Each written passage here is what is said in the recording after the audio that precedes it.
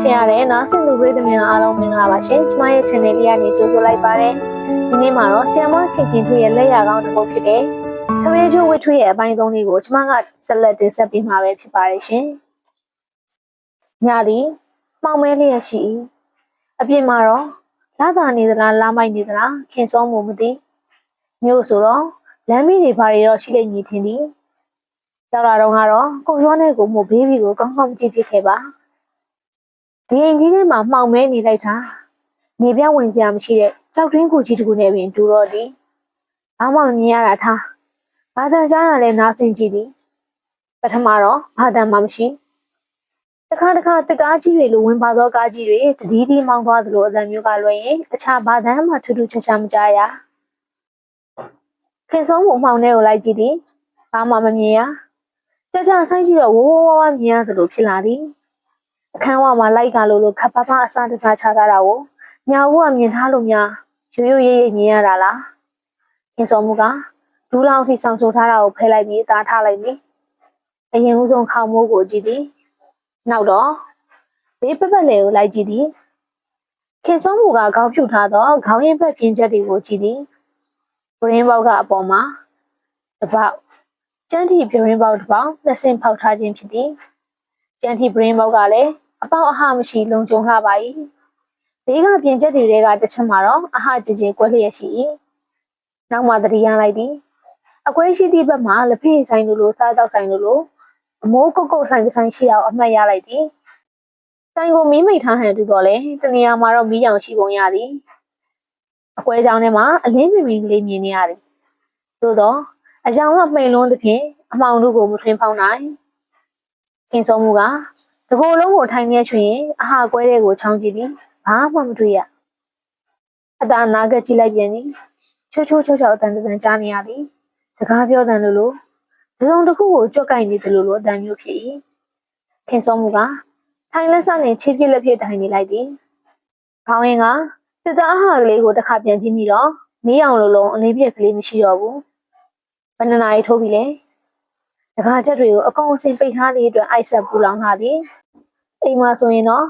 ဘလောက်ပဲအိုက်မိမသားများထုံးစံအပေါ်ကအလွှာပမားကလေးတစ်ထည်တော့ရှင်လောက်ထိချုံမြဖြစ်၏ဒါမှလည်းစိတ်လုံးသည်တညတော့ဆောင်းကိုမသက်ဒီနာသဖြင့်လူကောင်းလောက်ထိသာတင်ထားခဲ့၏ဆောင်းကဆောင်းထူဆိုတော့ခြေထောက်အောက်ပိုင်းချွေးပြန်လာသဖြင့်လှက်လိုက်ရသည်ချင်းအောင်လည်းမထောင်မိခဲ့ညဦးကချင်းတွေတိတိထအောင်မများတော့လဲညင်းနံလာလေချင်းသန်းလေးဝူဝီထားလာလေအေးစုကချင်းအောင်ကိုဆွဲထုတ်ပြီးထောင်ဖို့ပြင်တော့မှခင်စောမှုကိုယ်တိုင်မထောင်ရန်ညင်းခဲ့သည်ချင်းအောင်ကနိုင်လုံးစားချင်းအောင်အယောင်တွေကလွင်လာပြီအပြင်းတွေကိုတီထုတ်ထားတာတွေကစစ်မြေပြင်ကရောက်လာတဲ့စစ်သားတယောက်နှင့်မြင်တူသည်အဆိုးဆုံးကတော့ဥဟတ်ချေးစွာနန်းနေခြင်းဖြစ်သည်ပြီးတော့ဒီအိမ်ကိုရောက်လာသမျှလူမမာတွေဧည့်သည်တွေနာတာရှည်ယောဂတွေမှာအပအစိမ့်မိထားသူတွေထောင်ထားခဲ့ဘူးလားသိကြသည်စီစားကြောင့်ဒီမဟုတ်တော့လေချင်းအောင်ကိုမြင်ုံနဲ့ခင်ဆုံးမှုစိတ်သက်ကြသွားခဲ့သည်မထောင်နဲ့တော့အေးစုအမချင်းအောင်နဲ့ဆိုရင်မုန်းလို့ပါချင်းကြိုက်တယ်အမကျမတို့ကအိတ်တက်နေလို့မထောင်တာအမတို့ကချင်းအောင်ထဲမှာတက်တာမှာနေပါစေငါညီမတ냐အိတ်ရှိပါအောင်မယ်အေးစုကခင်ဆုံးမှုကိုထူးဆန်းသလိုကြည့်နေကြတာကိုလည်းမှတ်မိသည်ပြီးတော့ခေါင်းနဲ့မတူပဲအုတ်ခဲတစ်လုံးလိုမာလုံးလှပါ၏အစားကခရွတ်ပုံဖြစ်ပုံရတော့လေဂျင်းတော်မြောင်းများချောင်းပဲလားမိုးရီအိုးစံတွေများလုံးလိုပါမသိခေါင်းကိုက်လာအောင်မာတင်းလွန်လာသည်ခေါင်းပြောနေအောင်တက်တော့ခင်ဆုံးမှုကိုတော်တော်ကတိကအောင်ဖြစ်ရပါ၏ဒီလိုပဲငုတ်တုတ်ထိုင်နေရတော့မှလားချင်းကြီးကခင်ဆုံးမှုကိုခွေးဆိုးတွေဝိုင်းသလိုဝိုင်းထားကြ၏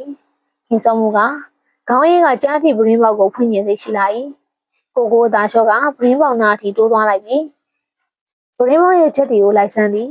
အပေါ်ချက်ကမောင်းကိုလှည့်ရန်ဆွဲခွာလိုက်သည်ခွာလို့မရအောင်ကျလာ၏ပရင်းပေါက်တစ်ခါရွက်ပေါ်မှာတက်ထားသည်လက်ကင်ဝင်းကိုရှောက်ဆန်းကြည့်တော့လဲတက်ထားပုံမရအောက်ချက်ကိုဖြုတ်ရန်ကြိုးစားပြန်၏မရလက်များပင်နားလာသည်ဒီတော့မှခင်စောမှုပိုးလိုပဲစိတ်ပြတ်သွားခဲ့သည်ငါစိတ်နဲ့လှုပ်ချင်တာဘာမှလုပ်လို့မရပါလားဘလို့ဖြစ်နေတာပါလဲစိတ်ထဲကတွင်ထိုင်နေခဲ့သည်စိတ်ကပြင်းထန်ဝဲကိုရောက်သွားပြီဖြင့်အသာချောင်းကြည့်လိုက်မိသည်မင်းအောင်လဲကလေးရှိနေပြန်ပြီဘာဖြစ်လို့မိတ်လိုက်လင်းလိုက်ဖြစ်နေရပါလဲဒီအဟာဝဲကတစ်ဖက်ဆိုင်ငန်းကိုဓာတ်ရိုက်မြင်ရသဖြင့်အသာကြည့်လိုက်သည်မြင်ရပြီမိမတယောက်ဆက်လက်တောင်းနေသည် ထိုမိမကလူရှိတွင်ထိုင်သောနေသည့်သူကိုတစုံတရာအတန်မထွက်အောင်ပြောနေမျိုးဖြစ်၏ဒီတော့မှခင်စောမှုသဘောပေါက်ရသည်ထိုမိမပြောနေသည့်သူဟာထင်ရဟာဝဲကိုကြောပေးထားပုံရကတခါတည်းရန်ထိုလူကြောင့်အလင်းအောင်ပြပြကိုမမြင်ရခြင်းဖြစ်၏ထိုလူရွေးလိုက်တော့ပြန်လင်းလာပြန်၏ဘာရင်းမြင်ပြောနေတာပါလေပြင်ထင်ရဟာဝဲကမြင်ရသည်ဆိုပေသည့်လူလုံးဝဲဖြစ်ဖြစ်တသားကြီးမြင်ရတာမဟုတ်ပြင်ထင်ရဟာကကျဲနာသည်မဟုတ်တော့အကျယ်ဆုံးအကွဲနေရာကကြည့်တော့မှခက်ဝဝမြင်ရခြင်းဖြစ်၏ခင်စောမှုမှာကြောက်စိရလို့မရှိပဲတမျိုးမျိုးခံစားနေရသည်ညထဲမှာလူ၃ယောက်မအိတ်ကြသေးပဲရှိနေတာကိုတွေးမိပြန်သည်တစ်ဖက်ခန်းမှာ2ယောက်ဒီဘက်မှာသူမပြင်ထင်ရချားတော့လည်းမဝေးကြခင်စောမှုကအိယာဘက်ကိုပြန်ရွေးလာသည်ဖျားဝဆိုးကျန်းကင်းပေါ်ခင်းထားတဲ့အောက်ခင်းဆောင်ကကျွဲဆောင်သွားသဖြင့်မိတလောက်ဆွဲဖြန့်နေလိုက်သည်ထိုအချိန်ကလေးမှာပဲကျေလောင်လာတဲ့အိမ်မြောင်စုပ်ထိုးသံကိုကြားလိုက်ရသည်တိတ်ဆိတ်သည်ညင်းဆိုတော့အိမ်မြောင်စုပ်ထိုးသံကတိတ်ကိုကျဲလုံးနှပါ၏ပြီးတော့လေအရာအလုံးငြိမ်သွားခဲ့ပြန်နေသည်တတိတိတုံးသဖြင့်ဖြတ်မြောင်းသွားတဲ့ကားတန်ကိုအဝေးစီကကြားနေရသည်တိတ်ကားဖြစ်လိမ့်မည်တစ်ကားကိုတွေးပြီးတော့မှကိုမင်းအောင်မြင့်တို့စီစိတ်ရောက်သွားခဲ့သည်ကိုမင်းအောင်မြင့်တို့ဘလို့များဖြစ်နေကြရပါလဲရန်လွဲတာပဲလားကားပဲပြက်လို့လားဘုရားချင်းများမှားကြကြသလားဘယ်ဟာမှတော့မဖြစ်နိုင်တော့ပါဘူးသူတို့မလားတာအရေးမကြီးဘူးလူဒုက္ခမတွေ့လို့တော်သေးတာပေါ့ဘုရားယုံမိုင်းကိုချိန်ပိုက်ကိုကျေးဇူးတရားသလိုတဲခုခွင့်ပြုသည့်ဒေါခင်မေတီကိုလည်းကျေးဇူးတရားပါ၏ပြီးတော့အားလုံးကအချိန်ကိုက်ညနေကဘုရားယုံရောက်ပြီဆိုပါစို့ရုံမိုင်းကြီးကသာမကူညီရင်ခင်စောမှုတွေးရစရာမရှိတမုံချင်းမျိုးဟောင်းကိုရောက်လာပြန်တော့လေတဲခုကံမရှိဒေါခင်မေတီကတဲကွန်ကိုပေးဆိုရင်အင်္ဒရေမပြတ်ရခြင်းဖြစ်သည်ဘာပဲဖြစ်ဖြစ်လုံခြုံသောလူနေအိမ်တိမ်မှာခင်စောမှုရှိနေရပြီယောက်ျားသားရဲ့လို့ခုထိမမြင်ရတာလည်းတစ်မျိုးကောင်းသည်ယောက်ျားသားတဲ့ခုသူတွေရှိရင်လည်းအနေကျုံအောင်မှာမဟုတ်လားထိုင်ရတာကြောင့်တော့ခင်စောမှုအသာလှည့်လိုက်ပြန်သည်ခေါင်းပေါ်မှာကိုတစ်ခါထိတွေ့ရပြန်သည်တနေကုန်ယထာစီလာရတော့မျက်လုံးတွေဖန်လာပြီခေါင်းပေါ်လွှားတင်ထားတဲ့ရှောဆောင်ပိုင်းကိုအသာဆွဲထုတ်ပြီးမျက်နှာပေါ်တင်ကမေးနေလိုက်သည်ချိန်တွေကြိုက်ကြပါသေးတော့မျက်နှာပေါ်တင်ကပဲမေးနေလိုက်တော့တယ်ချင်းတော်ကိုညင်းပင်မှာတော့ချင်းကိုရင်ဆိုင်ရတော့မယ်တင်းကျပ်နေတော့စိတ်ကိုလျှော့ချ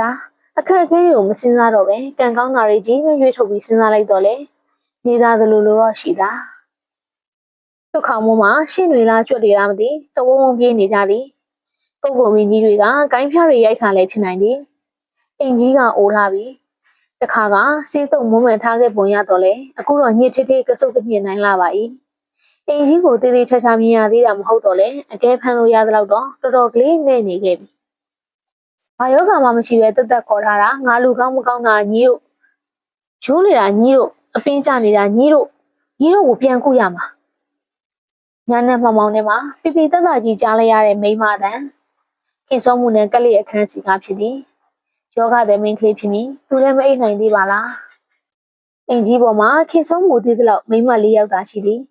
အင်ရှင်ကလွှဲရင်ဒဇိမ့်မိမ၃ယောက်ညဦးလုံးကအင်ရှင်တော်ခင်မေတီကိုယ်တိုင်ကဆီယာမကြီးအိမ်သွားတယ်ဆိုတာကရောပါလေသူမထက်အဆင့်ကြီးတဲ့ခိုင်းဆီယာမကြီးရှိသေးပုံရသည်တော်ခင်မေတီကအိမ်အောင်ပြက်ရှာပြီးကလေးကစိတ်ကူစားနေပုံရသည်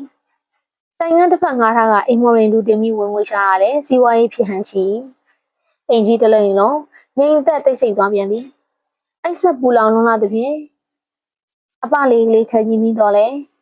အမညဘက်တယောက်တည်းမထွက်နဲ့လို့မှားတာကိုသတိရမိသည်တယောက်ဖောင်းစင်းတော့ဘာဖြစ်လို့လဲမွေးရှိလို့လားတရေရှိလို့လားခင်စောမှုတွင်ချွေးပြန်လာသည်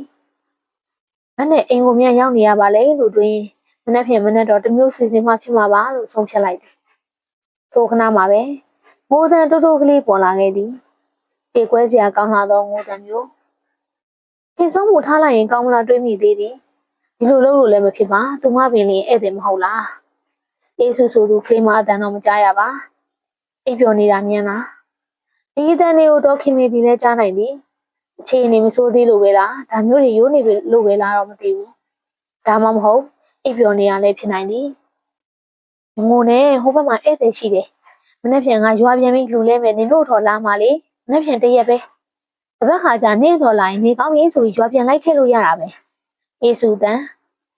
ခင်စောသူစိတ်ဝင်စားသွားသည်ထိုင်ရက်ကအခန်းဘက်ကိုအသာရွှေ့မိပြီးမှဘာကိုတိုက်မိသွားသည်မသိအတန်ထွက်သွားခဲ့သည်ပလင်းလားတဘူးလားတော့မသိခင်စောမိုးသားကလေးငိမ်နေလိုက်သည်အတန်နေလည်းရက်သွားခဲ့ ကြားသည့်အတန်ပေါ်ခင်ဆုံးမှုတွေ့ရပြန်သည်မနှက်ဖြန်ဒီမှာပဲနေရမှာဆိုရင်တော့လူမမရဲ့စင်းဆီယမရဲ့ငါရဲ့ပဲကြံတော့မှာပါလားယေရှုကပြန်ပဲပြောနေပြီပြန်တော့ဘာဖြစ်လဲသူတို့ကိစ္စငါကိစ္စပဲအခုတော့ငါမှထိခိုက်စရာရဲ့လို့လည်းရှိတာမှမဟုတ်ပဲပြောင်းလို့ရရင်လည်းပြောင်းတာပဲကောင်းလေခင်ဆုံးမှုတယောက်တည်းတွေးနေခြင်းဖြစ်သည်ပြောကလူလိုဆုံးလူလိုနှက်လူလိုအပြင်ဘူးအတွင်းဘူးဆိုတာတွေကိုခင်ဆုံးမှုငငယ်ကကြားဘူးသည်ခင်ဆုံးမှုတို့ရွာတွေမှာဒီအတန်ဒီဟန်နေမကြားခြင်းမှာအစုံမမြင်ခြင်းမှာအစုံခင်ဆုံးမှုရှင်းတဲ့သမီးလောက်ကဖြစ်၏ခင်ဆုံးမှုတို့အိမ်ကြီးကက်လျက်တွင်အပြိုကြီးမပန်းလားဆိုသူမိမတယောက်ရှိသည်ရုပ်ရည်ချုံမောသည်ခင်ဆုံးမှုတို့ကမမပန်းလားလို့ခေါ်ကြသည်မမပန်းလားကရုပ်ရည်ချုံမောတော်တဲ့အိမ်တော်ဘက်မရှိပိုးပန်းသူဆက်ဟက်ကြောင်းမြန်းသူတွေမရှိမိဘများစကားဝိုင်းမှာတစ်ခါကြားခဲ့ရသောမမပန်းလာကဥစ္စာဆောင်ဘွားကလာတာလို့ပြောခဲ့ဘူးတာမှတ်မိကြသည်အမေဥစ္စာဆောင်ဆိုတာဘာလဲမမပန်းလာကဥစ္စာဆောင်ဆိုတော့လူမဟုတ်ဘူးလားဥစ္စာဆောင်ဆိုတာရွှေတွေငွေတွေဗရက်များတွေကိုဆောင်ရတဲ့မိန်းမချောလေးကိုခေါ်တာပဲသမီးရဲ့သူတို့ကဖျားရှင်ပွင့်မှာကြွကြမှာတဲ့လူရောင်ဖန်ဆင်းပြီးလူလောကကိုခဏတစ်ဖြုတ်တော့လာနိုင်ကြတဲ့မမပန်းလူကအခုလူဘဝကိုခဏလာနေရပေါ့ဟုတ်လားမေအဲ့ဒါလိုပြောကြတာပေါ့သမီးရဲ့ဒါမျိုးကအထက်ပုဂ္ဂိုလ်များမသိနိုင်တာအထက်ပုဂ္ဂိုလ်ဆိုတာခင်စောမှုမသိတော့လဲဥစ္စာဆောက်ထက်တကိုးကြည့်သူလို့တော့ကလေးတွေဖြင့်တွေးခဲ့ဘူးသည်နေတကာလက်ရွေးဆေးကုသည်ဆိုတော့ဆေးဆရာကြီးတယောက်ကိုရောက်လာတော့မမပန်းလာရေးမိဘများကခေါ်ပြကြတာကိုလည်းခင်စောမှုမှတ်မိပါ၏ဆရာကြီးကစစ်ဆေးသည့်အခါဥစ္စာဆောင်မှန်နေသဖြင့်တိုက်ချုပ်လုပ်ပေးခဲ့သည်ဆိုတာကိုလည်းခေါင်းနဲ့ဆွဲနေခဲ့သည်မမပန်းလာ၏လေပင်တွင်တထုလိတ်ကလေးပါတော့ချီမန်းခွင်းတွင်ဆွတ်ထားတာကိုလည်းသတိရသည်ဒီတော့ကခလေးဆိုတော့မမပန်းလာကိုဘယ်ပုံပဲနည်းကူစားခဲ့ကြတာဆိုတာကိုမသိခဲ့ပါအမေတို့လူကြီးရဲ့စကားဝိုင်းမှာဒီစကားရောက်တိုင်းခင်စောမှုသာနာဆင်းခဲ့သည်ပန်းလာခမငိုလိုက်တာမခင်စင်ရဲ့သူ့တိုက်ကပင်လယ်ဘက်မှာတဲ့ဆရာကြီးကဒိုးတော့ချိလိုက်တာအေးအထက်ကိုင်းဆရာကြီးလို့ပြောတာပဲတိုက်ချုပ်ကိုင်းနေတာစွန့်လို့ပေါ့အေးငငယ်တုန်းကဒီအကြောင်းတွေကိုမျက်လုံးပြူသားနားထောင်ခဲ့ရတော့လေကြီးလာတော့အယုံကြည်မရှိတော့တခါတလေမမပန်းလာကိုစိတ်ရောက်မိတယ်ယောဂတခြားစိတ်တခြားဖြစ်ရချာရတော့သလားလို့စဉ်းစားကြည့်မိသည်အခုလေဒေါခင်မေဒီဘလို့စိတ်ကူနေတယ်လဲဆိုတာကိုခင်စောမှုမသိတကယ်တက်ကျွမ်းနားလည်လို့ပဲလားကြိုက်စားခိုင်စားလုပ်နေတာပဲလားမသိညာဦးကအိမ်မမြင်ရသလောက်ဘာမှထက်တဲ့ဘဝမရှိဖျားစင်ကြီးပန်းတွေဝေအောင်ထိုးအမွှေးတိုင်ငွေတလိုင်းပန်းတကြံရန်ရဲလို့လည်းမရှိတမန်ဖျားစင်တစင်သာဖြစ်၏နန်းမြင့်ပတ်သက်လို့လည်းဘာမှမရှိပါ၆တူတွေပြုံးစာပြင်းအောင်ပြပွားတရင်လုံးသာဖြစ်၏တစ်ဖက်ခန်းကအတန်ထွက်လာပြန်သည်ငါရွာပြန်ခြင်းနဲ့ညီတို့ငါ့ကိုမဟုတ်တာမလုပ်ပါနဲ့အေးငါဘာမှမဖြစ်ပါဘူးဘာပြောကားမှလည်းမရှိဘူးဟောဒီအိမ်မှာမနေချင်ဘူးတအိုးတအောင်တော့မနေချင်ဘူးအဲ့ဒီမိန်းမကြီးမျက်နှာဆိုတဲ့စကားမှအတန်ရက်သွားသည်အေးစုကပါစပဲပိတ်လိုက်လေသလား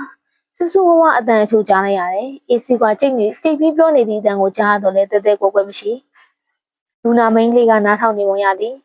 အေးစုတန်နဲ့ကျင်လာသည်ညီတယောက်တည်းမနေချင်မျက်ဖြန်ကရွာမပြန်ဘူးရွာလဲကြုံသွားရှာပြီးပါဇက်နဲ့ပဲမှားလိုက်မယ်ဟုတ်ပြီလားနောက်မလဲရွာမှာအလုပ်တွေရှိသေးတယ်ညီလာဆောင်ရတာမဖြစ်ဘူးဟဲ့ညီတို့ကဘယ်သူကဆောင်ခိုင်းလို့လဲညီတို့ပို့ထားတာပဲငါကနေချင်းလာကြီးပြောလို့လားငါကအလစ်ချောင်းနေတာလူလင့်ထွက်ပြေးမှငါကအတန်နေတိတ်သွားပြန်ပါ၏မျက်ဖြန်အေးစုမပြန်တော့ဘူးဆိုလို့ခင်ဆောင်မှုပင်ဂျားတွေကဝမ်းသာမိရသည်ဘာပဲဖြစ်ဖြစ်မိမဖော်2ယောက်3ယောက်ရှိတော့လေကောင်းတာပဲမဟုတ်လားနောက်ထပ်4တန်းတော့မကြားရတော့ပါခဏနေတော့မှအေးစုခန်းဝါကိုပြန်ထွက်လာပုံရ၏ဘာဖြစ်လို့လူမနဲ့အတူမအိတ်ထားလဲဒါလည်းခင်ဆောင်မှုမသိအင်ခေါမောကရှင်မြေးတန်လိုအတန်တွေကြားရပြန်သည်အနောက်ဘက်တောင်များစီကသူပြန်လန်နေသလားမသိလေးတိုက်တိုင်းတစ်ချိန်ချင်းမြည်နေ၏ခင်ဆောင်မှုရေးစားလာသဖြင့်ရေဘူးကိုလိုက်ဆန်းသည်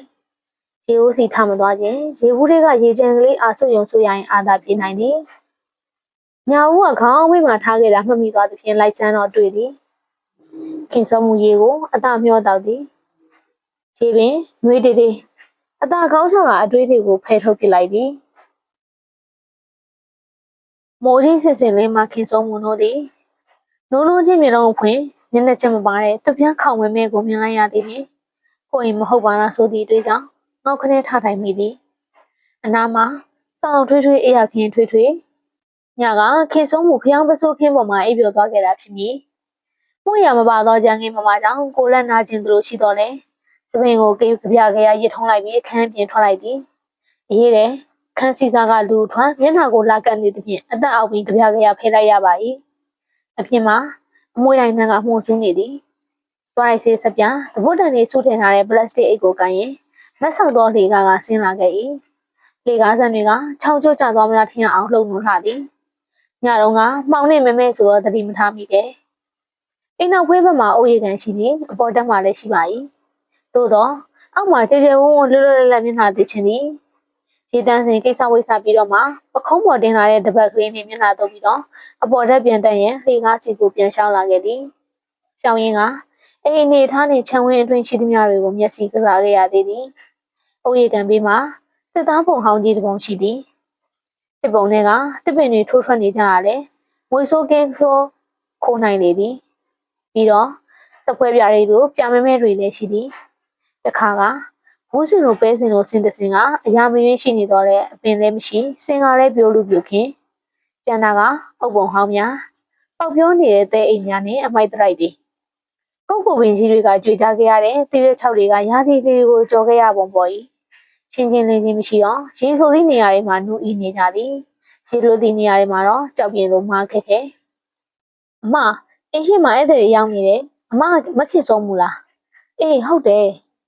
ကလေးမလေးက12နှစ်လောက်ရှိအောင်ကြီးတစ်ဖက်ဆိုင်ငန်းကလားဒါမှမဟုတ်မြို့ထဲကပဲလားမသိကြပါကလေးမကဒါပဲပြောပြီးအိမ်ရှိပြန်ထွက်သွားတော့နောက်ကကလိုက်လာခဲ့သည်လူနှစ်ယောက်ကားတစ်စီးလမ်းပေါ်မှာမတည့်ရနေကြကခင်စောမှုထွက်လာကိုစောင့်နေကြပုံရသည်ခင်စောမှုကခြံတကားကိုတုံးဖွင့်တော့ထိုလူကခြံတကားစီလျှောက်လာခဲ့သည်ကျွန်တော်မင်းအောင်မြင်ပါ sorry ပါဗျာအကုန်လွဲကုန်တော့တာပဲလာအကျိုးမှာကားပြက်သွားတာဒေါခင်စောမှုရေဒီမှာကဝက်ရှော့ရည်လို့မရှိတော့ပါလာတဲ့တစ်ဖက်ကိုစခန်းပြန်လှုပ်ကျွန်တော်ကမှောင်ကြီးတဲ့ကားပြက်ပေါ်တညာလုံးအိတ်ဒုက္ခရောက်ပုံများခင်စောမှုကိုတောင်းပန်သလိုလိုသူ့ကိုယ်သူကနေသလိုလိုလေးတိုင်းဖြင့်ပြောနေတော့လေတကယ်ဒုက္ခရောက်ခဲ့ရပုံပေါ်တာတော့ပေါ်ပါသည်ဘာပဲဖြစ်ဖြစ်ခင်စောမှုဝမ်းသာလိုက်တာပြောမနေပါနဲ့တော့အားတွေလည်းရှိသွားခဲ့သည်တကယ်တော့ကိုမင်းအောင်မြင်ကိုခင်စောမှုမတွေ့ဘူးလို့ရင်းနှီးခြင်းလည်းမရှိကုမ္ပဏီကိုခင်စောမှုလုံးဝင်ကလေးကကိုမင်းအောင်မြင်တို့ကတော်ထဲမှာတာဝန်ထမ်းဆောင်ကြတာလို့သိထားခဲ့သည်ခင်စောမှုကအိမ်မော်ကိုခေါ်လာခဲ့ကစက်တီမှာထိုင်စီသည်ကိုနိုင်ကလည်းအခန်းထဲဝင်ကတုတ်ဘက်ကလေးရိုက်ဝေစားလေးပြီးပြန်ထွက်လာခဲ့သည်ကိုမင်းအောင်မြင်ကသူ့ဒုက္ခတွေကိုတန်းစီပြောနေတော့ကိုဒုက္ခဘေးချိန်ပြီးသာနားထောင်ရပါ၏ဟုတ်လဲဟုတ်ပါရဲ့သူ့ဒုက္ခကလည်းမသေးပါဒေါခင်စောမှုရေယထာက4နာရီဝန်းကျင်စိတ်လာဆိုတော့ကျွန်တော်တို့က3နာရီမတင်ထွက်လာကြတာစခန်းထဲက1နာရီလောက်တော့မောင်းရတယ်လမ်းကလဲလန်းတတာဆိုတော့အချိန်ကုန်တာကိုတိလို့ဆောထွက်တာပါတစ်တော်လုံးလို့ရွာရီမဲချိုးမယ်လို့တော့ခီးရထိုးလို့မရတော့ဘူးတက်တလောက်မှန်တလောက်လို့တော့လည်းမရတော့မောင်းတင်ကိုစခန်းစီပြန်လွှတ်ရရောဝက်ရှော့စီကခေါ်ခိုင်းရတာ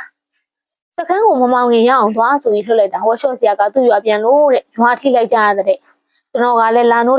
တဲ့မှောင်းသမင်းလည်းမစားရရေလည်းမရှိနောက်ခုလက်ကြီးမှာသူတို့ရောက်လာတော့ည10နာရီကျော်ပြီဒါနဲ့ကားဘက်ထရီ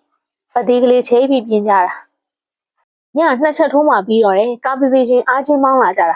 မနက်3နာရီလောက်အင်ဂျင်တော့ကိုရောက်တယ်ပြောပါတော့တခြားတကားကြီးတွေမရှိလို့လားကိုမင်းအောင်မြင်ရဲ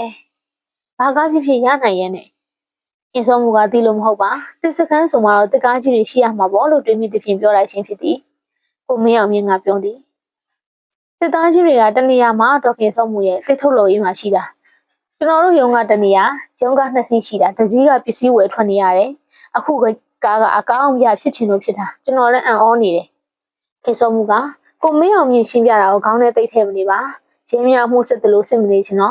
့ရောက်မလာနိုင်တာကိုရောက်မလာနိုင်ရင်ကောလို့အပြစ်တင်နေတော့လည်းမကောင်းနိုင်မိမသားတရားသူတစ်ပါးရဲ့ရွာမှာမျက်စိတငယ်နားတငယ်ဖြစ်နေရမည်ချင်းကိုမင်းအောင်မြင်လဲတည်သူပင်တည်လို့လေဒီလောက်တောင်းဝယ်ရှင်းနေတာကိုခင်စောမှုနားလဲပါ၏တစ်ဖက်ကလူကလည်းဝင်နေကိုကလည်းဝင်နေဆိုတော့ဒီကိစ္စမှာတယောက်ချောက်ချတရားအကြောင်းမရှိတာကိုသဘောပေါက်သည်သို့တော့ခင်စောမှုဖြစ်ကစဉ်းစားကြည့်လေကြောက်စရာကောင်းလေကားပြက်လို့ရောက်မလာနိုင်ပါဘူးဆိုတော့လေဒီကနေ့ကျင်းတဲ့နိုင်ရဲ့ဒီလားမနေ့ကတော့ပြဿနာကြီးဖြစ်ခဲ့သည်ဂျုံပိုင်းကိုချိန်ပိုက်တာမကရင်ခိုးကိုရပင်မမြင်ခင်စောမှုက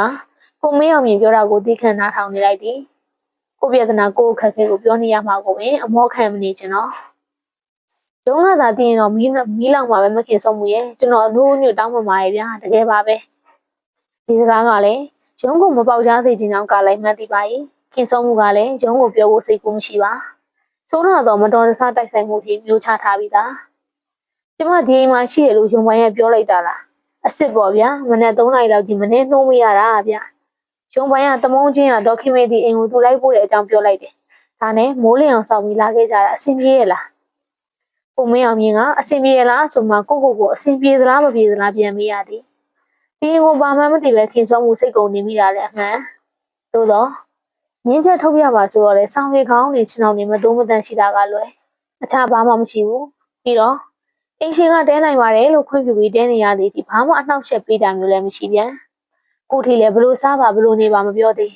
ဒီမနေ့ပဲကြည့်လေအိမ်ရကနိုးလို့ကိုမင်းအောင်မြင်တို့အခန့်နေသည့်တိုင်းဒီအိမ်ပေါ်မှာလူမရှိအေးစုဘောလူမမပါမမြင်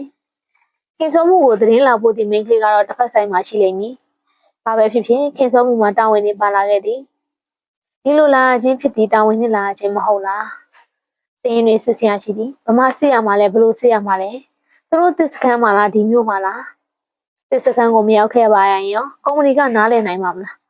ခင်ဗျားကိုစာရွက်တွေပေါ်ကကိန်းကန်းနဲ့မှန်မှန်စစ်စစ်ခိုင်းတာကြီးမဟုတ်ဘူးဗျမျက်မြင်တိုက်ဆိုင်စစ်စစ်တာမရှိပဲပြန်လာလို့ရရောလားလို့မေးလိုက်ဘလို့ဖြေရမလဲနေရတာတော့အဆင်ပြေပါတယ်ကိုမင်းအောင်ကြီးရဲ့တဲခုခန်းရဲ့လူမှမရှိတော့တာအိမ်တိမ်မှာတဲရတာချင်းတူတူဆိုတော့ဒီမှာလဲတဲနေရတာပါပဲဖြစ်တဲ့နာကကျမကိုယ်တိုင်စခန်းမှာပဲရှိမှကောင်းမှထင်တယ်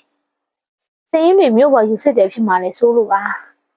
ဒါကတော့မခင်ဆုံးမှုကြိုက်တယ်လို့စဉ်းစားပါကျွန်တော်ဖြစ်အောင်လုပ်ပေးရမယ်ဝတ္တရားရှိပါတယ်